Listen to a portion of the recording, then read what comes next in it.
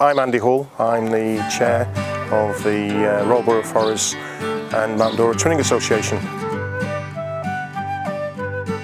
We encourage as many visitors from Mount Dora to come to Forres to explore the local history and the sights and sounds of this part of Scotland. So you're coming in here from the west along the A96, which is the main Inverness to Aberdeen road, and Forres is about 30 miles to the east of Inverness Airport.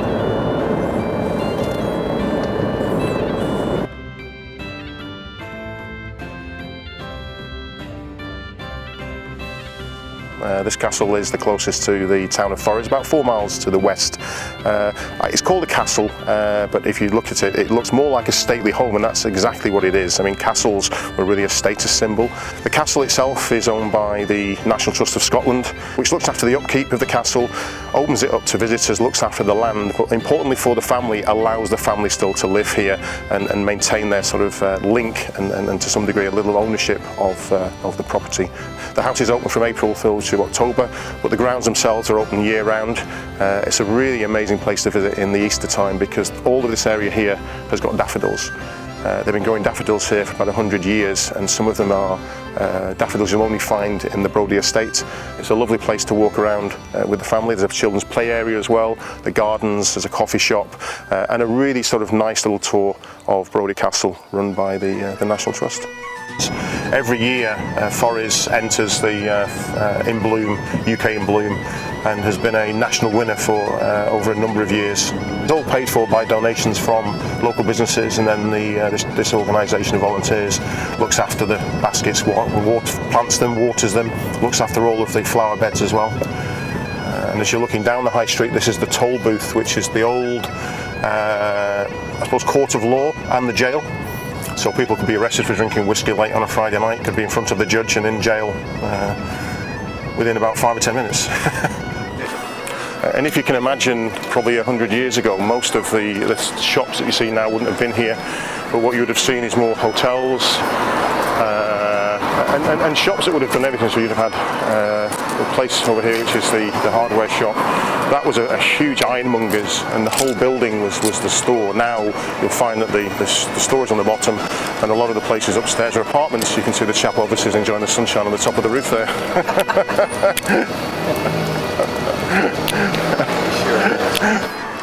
Now the toll booth, it closed many years ago, and in effect was completely closed. It almost went into a dormant state, and about 10 years ago the Forres Heritage Trust basically took ownership of it in terms of looking after the upkeep. So what you're looking at is really a project in progress. You'll see a lot of links to the name of Grant when you're walking around here, and they should be able to see a really nice picture.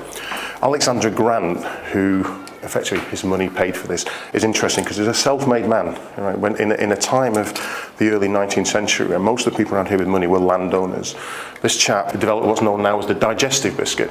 Now, he formed effectively a company called McVitie's. Now, McVitie's is now owned by Schweppes, so we're talking now what is a conglomerate, a really big company. But he started from the whole beginnings of Forres, so a lot of the places you see where there's been some philanthropic donations have come from the Grant family. This would have been the courtroom, and then effectively, you know, the court of law sits on the desk, and then the jail is just through the door on the left there, which we'll go to in a second. But if you look round, you'll see the Sir Robert McVitie Grant, and this is that link to the McVitie empire that he founded. I love the idea the court is so close to the cells. As you come through here,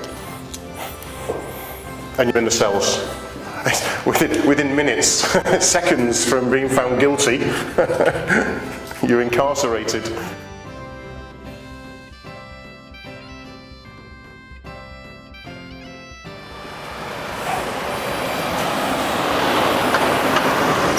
So as we come out from the back of the toll booth street, again one of the historical sort of points into the centre of Forres. Across the road from me you'll see the Falconry Museum. Falconry Museum is the town museum. Real eclectical mix of artefacts to see, from prehistoric right the way up to very modern. And on a number of days a year they display artefacts. This was donated to Forres, and you'll recognise the places on here.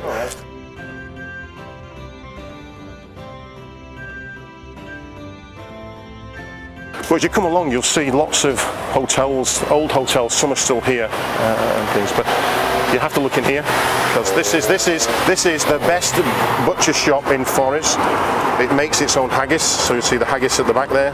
Now, everyone will know that, the history of the haggis in terms of it used to be inside a sheep's stomach. Okay, you don't make them anymore with sheep's stomachs because it's not seen to be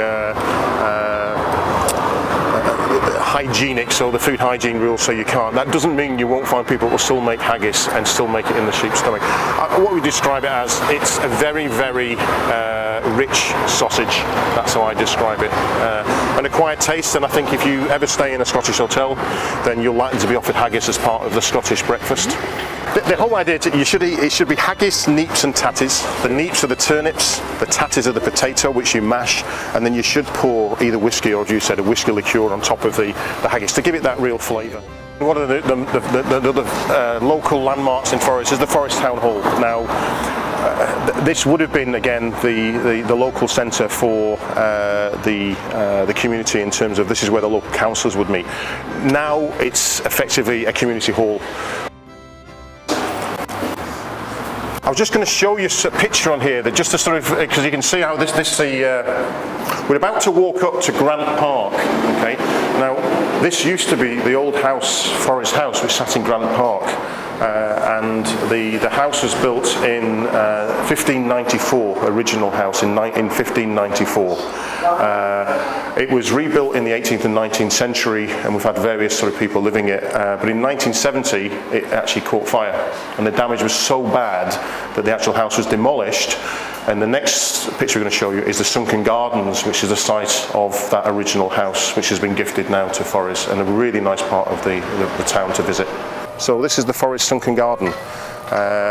Forres House was one of the houses owned by the Grant family. I mean, we go back to the way that the Grants gave lots to the town of Forres, and they basically gave this part, which was part of I suppose the garden for the house, to the people of Forres. And as I said, a real centre for lots of activities that go on. Highland Games, the Taste of Forres, lots of community events, school days, that sort of thing. We've got St Lawrence Church. This is the biggest church in Forres. It's where most of the weddings will take place, funerals and the like, and big events.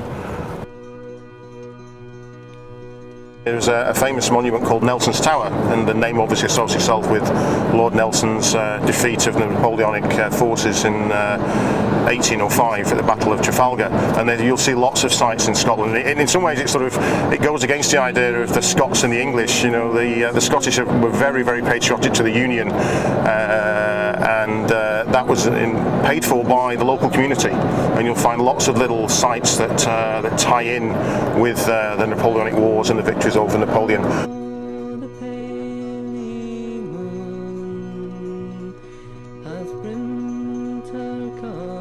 Logiestedding is the farm centre of one of the big estates. What has happened in the last sort of 20 years is this area has now been converted into a visitor centre, cafe, arts, a whisky centre, a sort of local garden centre which only has Scottish type plants and things, and has become quite a little sort of a really sort of little economic centre for a rural part of the south of Forres.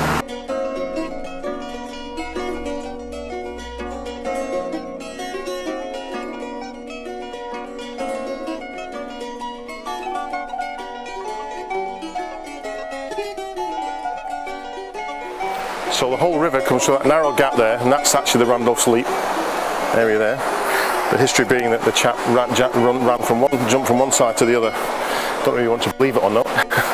It was about 13 something or other. But, I think it was a sheep rustler or something. But, and then you can, and if I talk about the 1827 floods, the water was up to this level. You know, and in fact, if we walk right around, there's actually a mark where it sits actually higher than this point here. So you wouldn't have even seen the rocks here. It would just been a river flowing through. And all of that from rain. Yep. It was 3 days of continuous heavy rain. That is incredible.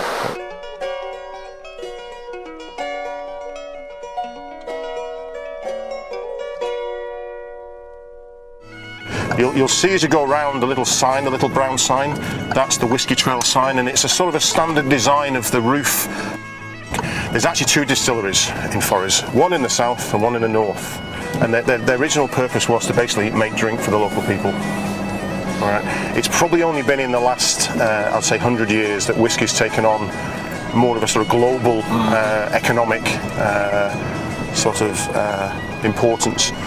And also as well, it generates lots and lots of tax revenue as well. Dallas to do. It's fairly old, you won't see it, they don't make much anymore, and to be honest, it makes more of its money, I think, from being a visitor's centre.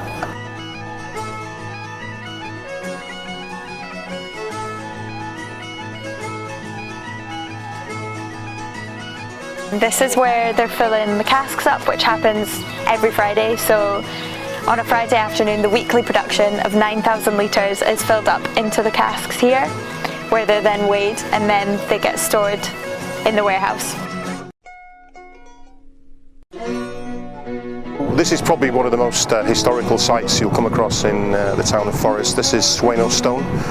Sweno Stone is a Pictish cross slab stone. Now, cross slab basically means it would be part of probably a larger structure when it was created, and it will commemorate something, and that's probably one of the unknown sort of stories behind Sweno Stone. What does it commemorate? The stone itself was not preserved in this fashion. What you're seeing now is the stone itself in a way it probably would have been erected when it was first created by its Pictish creators. It was found buried fairly locally to the site we're on here by a farmer, and up until about 20 years ago was actually open to the elements, and it was only 20 years ago that people thought, to protect this, which is why you see it surrounded by the glass here. This is free at any point. It just sits right on the edge of a residential area. There's nothing special about it. You can see it from the road. Very, very easy to access, 24 hours a day, any time of the year. The actual link between the high school and Forres High School and Mount Dora High School has been going now for 21 years, and in that time we've seen over 40 students exchange, and that exchange has not just been for the year the exchange took place, but it's become a lifelong experience. Most of those students are still in contact with each other and have formed lasting relationships, and I know my own daughter Jessica and a friend Paige, who were there in Mount Dora in 2014, keep close links with their host students, and I know that will be a lifelong experience, an extension to our family, and no doubt an extension to our sister family in Mount Dora. I'm Paige and I'm Jessica, and we were the exchange students from Forres Murray that went last year to Mount Dora, Florida. It's definitely something we do again. Yeah, it's something that you'll never forget, and you'll make lifelong friends and even family, so yeah, it's definitely something that we would both recommend to everyone to take part in. I've been in Scotland since June 19th and I've been loving it so far. It's been absolutely amazing, the experience of a lifetime, and I'd like to say a big thank you to the Mount Dora Sister Cities. I would love to thank the Sister Cities Association for everything they've done. Without them, I would never have this opportunity and this experience, and thank you guys so much. And also would like to thank Marsha as well from Mount Dora, because she put a lot of effort into bringing us across as well. So. And it only goes to say, really, thank you very much for your time. It's been a real privilege to give you a chance to see some of the sights and sounds of Forres, and we welcome both host students now, host students in the future, and anyone from the Mount Dora community to come and visit Forres. You'll be very welcome, and we always look at you as our extended family.